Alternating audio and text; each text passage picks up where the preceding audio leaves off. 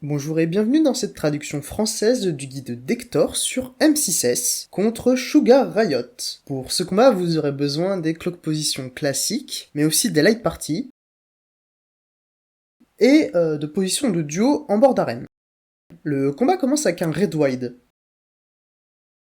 suivi de Révolte Chromatique, un double Tonguebuster qui va frapper le joueur le plus proche et le joueur le plus éloigné du boss. Pour cela, positionnez le groupe en dehors de l'hitbox, avec un tank bien sous le boss et un tank plus reculé. Le tank sous le boss va se faire marquer par la couleur du pistolet qui pointe vers le haut, tandis que celui plus éloigné va se faire marquer par la couleur du pistolet qui pointe vers le bas. La prochaine fois, il faudra vous faire toucher par la couleur opposée, donc faites attention aux couleurs des pistolets pour savoir qui ira loin et qui restera proche. Le boss va ensuite peindre des ailes sur le dos de chacun des joueurs. Quand votre debuff, elle, arrivera à son terme, vous serez propulsé loin en avant, vers où vous regardez. Sugar Riot va ensuite tirer 2 ou 4 fois en l'air. Si elle tire 2 fois, il faudra se mettre en light party à la fin de la mécanique, et si elle tire 4 fois, il faudra se mettre en duo. Elle va ensuite invoquer différents trucs, laissant juste un coin de l'arène safe. Expliquons chacune des invocations possibles. Les bombes explosent tout simplement là où elles sont. Les bombes ailées vont sauter vers l'avant avant d'exploser. Les succubes vont faire une grosse AOE autour d'elles. Les morbols vont faire leur grosse attaque en cône, laissant les côtés proches d'eux safe. La règle à suivre est donc, il faut être loin des bombes et des succubes, donc aller vers eux pour vous faire propulser loin d'eux. Mais par contre, il faut être proche des bombes ailées et des morbols, donc aller loin d'eux pour se faire propulser proche d'eux. Voyons quelques configurations possibles. 2 morbols, le safe spot est entre les deux. 2 succubes, le safe spot sera loin d'elle. Une succube et un morbol, loin de la succube et proche du morbol. Des bombes et un morbol, proche du morbol mais loin des bombes. Des bombes ailées et une succube, loin de la succube mais vers les bombes. Ici on a des bombes et un morbol, on va aller vers le morbol et loin des bombes, donc en 3. Pour cela on va aller à l'opposé en 1, pour se faire propulser en 3. Une fois propulsé, on se met immédiatement en position de duo. Dès que vous avez le debuff Magic Vuln, les mêlées peuvent dash vers le boss, pas besoin d'attendre l'animation. Si ça avait été des light party stacks, c'est toujours groupe 1 à gauche et groupe 2 à droite, en regardant le boss. Ensuite, préparez-vous pour mousse collante, en vous mettant en clock pause. 2 joueurs non tank vont recevoir une attaque qui va les coller au sol, et ils vont bientôt subir un light party stack. Si ça touche un joueur du groupe 1 et un du groupe 2, allez tout simplement en light party. Si jamais ça touche 2 joueurs du même groupe, allez vers le joueur le plus proche de vous. Si jamais vous êtes à un entre-deux, allez vers le joueur le plus proche dans le sens horaire, vous avez large du temps si jamais. On a de nouveau le Tonguebuster, et cette fois il faut vraiment faire attention aux couleurs. Le pistolet qui pointe vers le haut est bleu, donc c'est le joueur marqué en rouge qui doit être le plus proche du boss. Ici le main tank. L'off tank va loin, et le groupe près de la hitbox. Sugar Riot va sauter au nord et commencer à peindre son désert pour passer à la phase suivante. Durant cette phase, tout le monde aura un debuff soleil qui inflige des dégâts sur la durée. De plus, un DPS aura un debuff stack de 43 secondes, et 4 joueurs auront un debuff comme ceci, qui causera une gigantesque explosion à la fin. Les joueurs avec un debuff court seront toujours un tank et un DPS, et les joueurs avec un debuff long seront toujours les 2 soigneurs. Des cactus vont commencer à apparaître un peu. Hector propose d'amener le boss vers le milieu ouest pendant cette mécanique. Cette mécanique consiste surtout à esquiver les cactus comme on peut, il n'y a pas de miracle, si ce n'est qu'il n'y a que 4 patterns possibles de cactus. Vous pouvez donc essayer de vous habituer à chacun des patterns, reconnaître des endroits pour esquiver, etc. pour devenir juste meilleur en esquive. Une fois que les cactus ont fini d'exploser, nos debuffs vont bientôt exploser à leur tour. Pour ça, on va envoyer le tank avec un debuff nord-ouest et le DPS sud-ouest, et le groupe vers le milieu pour le stack.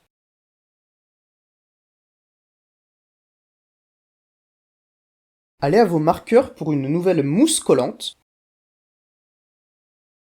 Puis Sugar Riot va dessiner un gros trou au milieu de l'arène, prêt à vous aspirer. Les debuffs des soigneurs s'apprêtent à exploser, et des cactus vont apparaître. Un des 4 coins de l'arène aura un cactus dessus, ici nord-ouest. Le groupe ira à l'opposé du cactus, H1 ira dans le sens horaire à partir de ce cactus, et H2 dans le sens anti-horaire. Attention, les cactus du milieu risquent de toucher une partie de votre safe spot.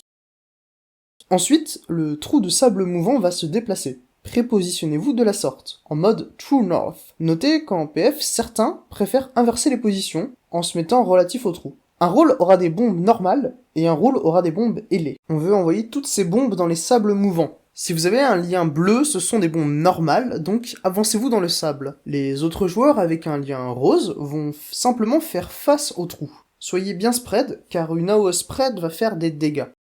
Attention, les joueurs dans les sables mouvants, dès que vos bombes sont déposées, partez du trou immédiatement pour ne pas vous noyer. Notez que vous pouvez dash vers la surface en cas d'urgence si votre job le permet. Sugar Riot fait un Red Wide averse de mousse et un Tankbuster révolte chromatique. Attention à vos couleurs. Sugar Riot fait ensuite apparaître des puddings, puis utilise peinture vivante pour démarrer la terrifiante phase des ZAD. C'est une phase très compliquée, donc commençons par des explications. Les mus vont faire des auto-attaques sur la personne qui a leur aggro. Leurs attaques ne font pas si mal en soi, mais quand il y en a 4 plus le boss, ça commence à piquer sérieusement. Au bout d'un moment, ils vont aussi faire un unrage, mais il y a le temps. Ensuite, il y a les Bellamel. Ils font hyper mal avec leurs auto-attaques, et si jamais ils sont trop proches des mus, ils passent sous stéroïdes et massacreront leurs cibles. Bref, il faut toujours les séparer des mus. Le Chapardeur va vider votre jauge de limit break. Il saute partout, mais son dernier saut sera sur un joueur pour tenter de faire une AOE sur lui. C'est donc possible de bait son jump à un endroit précis pour le tuer plus facilement. S'il survit trop longtemps, il unrage et il wipe le groupe. Ensuite, il y a les mantas. Elles vont se lier au premier joueur qui les attaque, puis vont envoyer des grosses flaques d'eau sur lui, qui resteront pendant toute la phase. Ces flaques laissent une vulnée quand elles se déposent, donc pas de problème pour les ranged, mais si c'est un tank qui se fait toucher, c'est terminé pour lui. On subit des dégâts sur la durée en marchant dans une flaque, donc à ne surtout pas faire. Pour finir, il y a le Jabberwocky. Il va marquer un des deux soigneurs, l'immobiliser sur place, et avancer doucement vers lui. Vous pouvez étourdir le Jabberwocky. On priorisera toujours le tank en premier, suivi du DPS mêlé. Si le Jabberwocky touche votre soigneur, il va le one-shot, donc c'est votre priorité numéro 1 de l'abattre.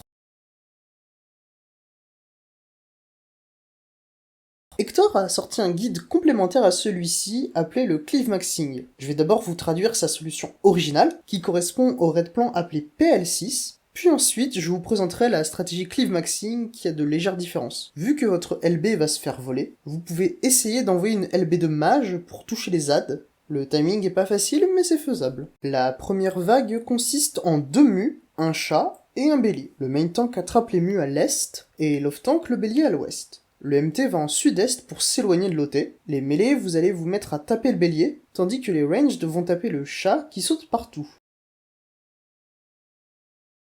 Le chat va finir par sauter sur quelqu'un et faire son AOE. Évitez-la car ça inflige un damage down et réduit vos PV.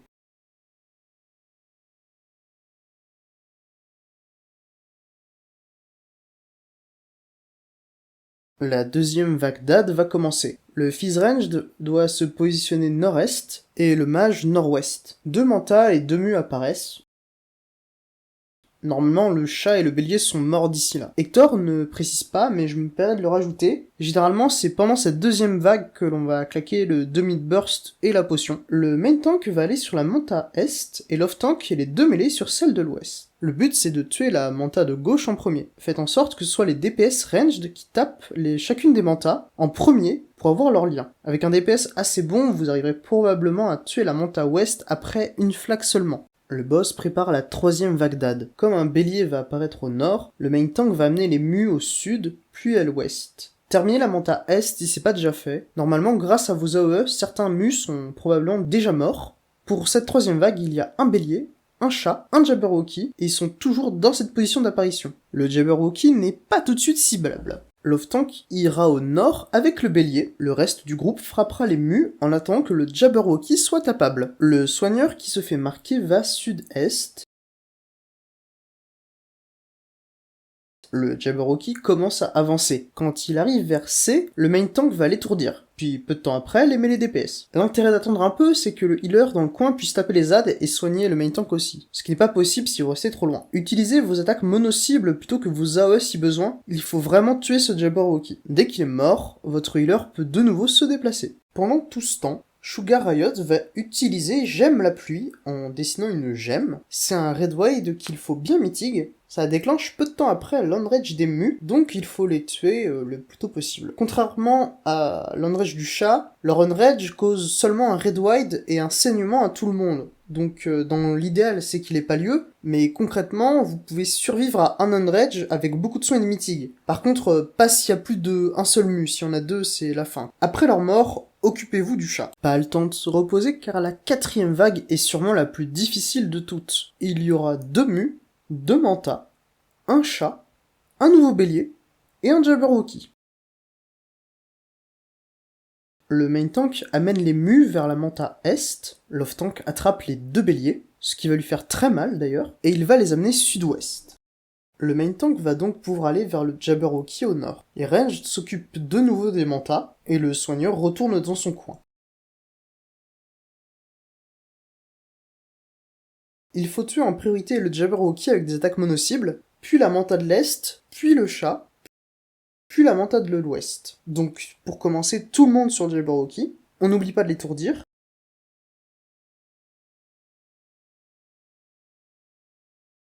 Dès que le Jabberwocky est mort, l'off-tank ira se mettre bien dans le coin pour être loin des Mus, on s'occupe de la Manta Est, puis du chat avant son Enrage,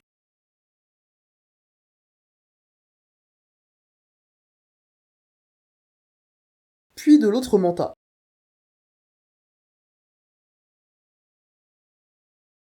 Ensuite, tout le monde s'occupe des Mus, qui devraient être plutôt bas en PV grâce à vos divers cleaves. Attention, il y a un autre Red Wide, J'aime la pluie, et dès que les Mus sont morts, l'off-tank peut ramener les béliers au centre. Comme les risques de ne plus trop avoir de cooldown, le main tank peut provoquer un des béliers si besoin. Le boss fait apparaître des flèches à éviter tout en s'occupant des béliers. Si vous parvenez à tuer les béliers à temps, félicitations, vous avez terminé cette phase cauchemardesque et êtes récompensé par une LB3 gratuite. Sugar Riot utilise un Tankbuster chromatique qui aura peut-être lieu encore pendant les adds si vous les avez pas tous tués. Ensuite, elle fait un Red Wide qui sert d'unrage si jamais vous n'avez pas tué tous les adds à temps. Maintenant, parlons vite fait de la stratégie Cleave Maxing qui cherche à optimiser le DPS pour tuer les adds plus vite. Le premier changement a lieu au début. Tout le monde ira sur le bélier à l'ouest, à part le main tank. Tout le monde tabasse le bélier, le chat sera tué plus tard. Comme tout le monde est stacké ensemble, le chat ira très probablement faire son AO sur le groupe, ce qui permettra de lui faire des dégâts tout en tapant le bélier grâce à nos cleaves.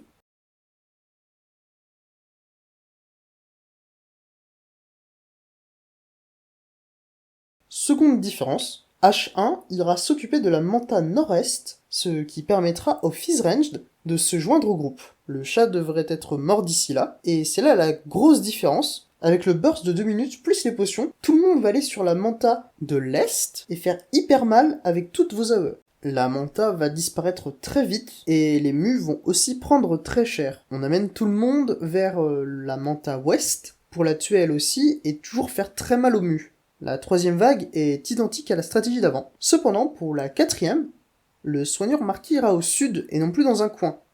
Comme ça, les ranged pourront déposer plus de flags si besoin. Mais à part ça, la phase est comme avant. D'abord le Jabberwocky, puis la Manta Est, puis le chat, puis la Manta Ouest, puis les écureuils, puis les béliers. Revenons à la suite du combat. Le boss va aller au nord et peindre son paysage avec des ponts. Elle va utiliser un double graffiti pour envoyer des flèches combinées avec du feu ou avec de la foudre. Pour la foudre, on va tous se spread sur la terre ferme, chaque joueur à peu près vers ces endroits. Si c'est du feu, il faut être en light party dans l'eau. Le groupe 1 ira au milieu et le groupe 2 près du pont du sud-ouest.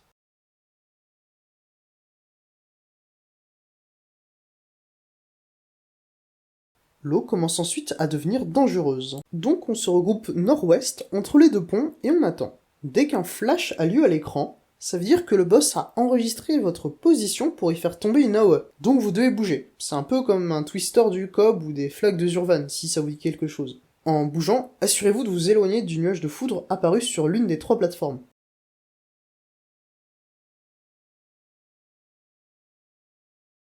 Plein d'AO de foudre vont apparaître un peu partout durant la phase, et 2 joueurs vont être marqués par un marqueur violet, toujours un support et un DPS. Le nuage va bouger, et on va faire en sorte que le groupe soit toujours sur le pont à l'opposé du nuage.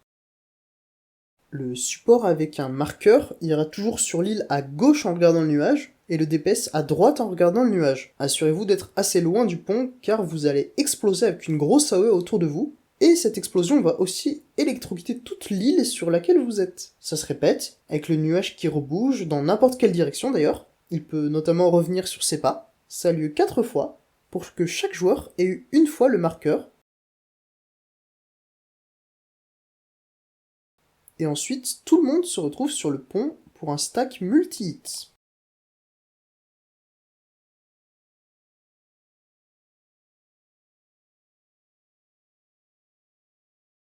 Maintenant, on va envoyer les 4 mêlées au sud, H1 et R1 sur l'île nord-ouest et H2 R2 sur l'île nord-est. L'eau devient de la lave, détruisant les ponts. Nos ranged DPS devront ensuite se reculer loin de Sugar Riot pour bait des stacks sur eux, tandis que des tours apparaîtront. 4 tours au sud et 2 sur les autres îles. Les healers, allez prendre les stacks avec votre ami DPS, ce qui déposera 4 flaques de peinture. Déposez ces flaques loin des tours. Le boss va ensuite envoyer des cleaves sur les 4 joueurs les plus proches d'elle. Donc les mêlées, positionnez-vous de la sorte pour ne pas toucher accidentellement les joueurs distance.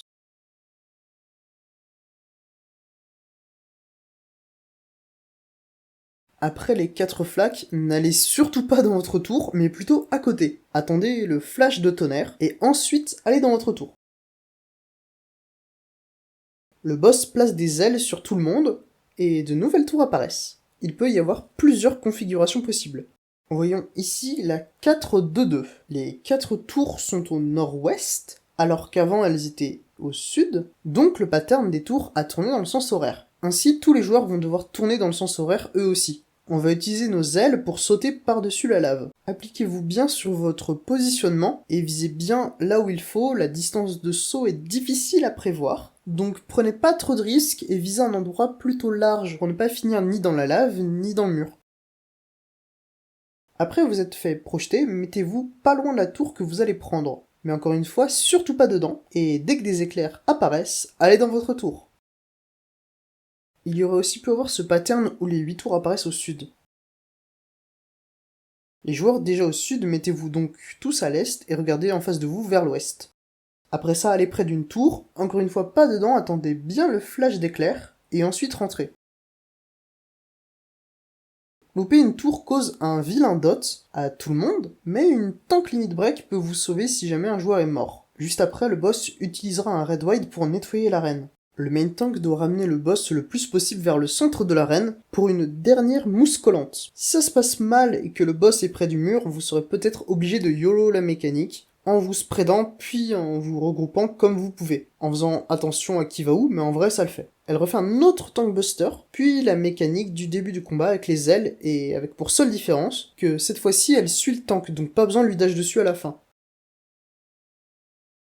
Pour terminer, elle va sauter au milieu de l'arène et utiliser son non-rage qui fera apparaître plein de trucs. Bon courage et merci encore à Hector pour ce guide.